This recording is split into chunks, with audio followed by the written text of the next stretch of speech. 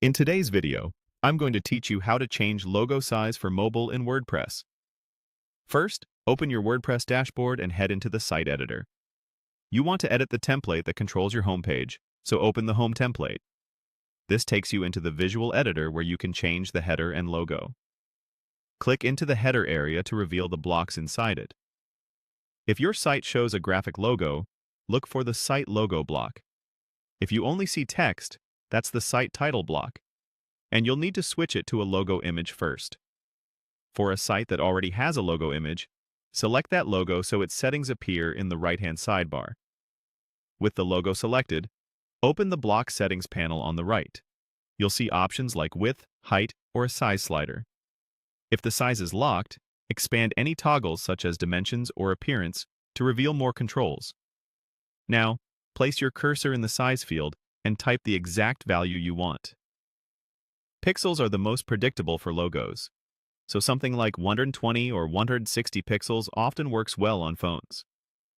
As you type, keep an eye on the canvas so you can see the change instantly. To make sure it looks great on smaller screens, switch the preview to mobile. Look for the device preview controls, then choose mobile so you're seeing the narrow layout. This doesn't create a separate mobile-only setting in most themes, but it does let you size the logo while viewing the mobile layout, which makes it easier to judge spacing and readability. If your theme offers a max width option, set a reasonable cap so the logo can scale down gracefully without blowing out the header. A few practical tips as you dial this in.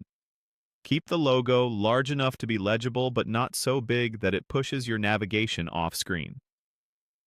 A compact logo, usually between 120 and 200 pixels wide, tends to balance clarity and space on phones. If your logo looks blurry, upload a higher resolution version, ideally about twice the displayed size, so it stays crisp on high-density screens. When you're happy with the result, click Save in the top corner. WordPress may prompt you to confirm which parts of the template to save, accept the changes.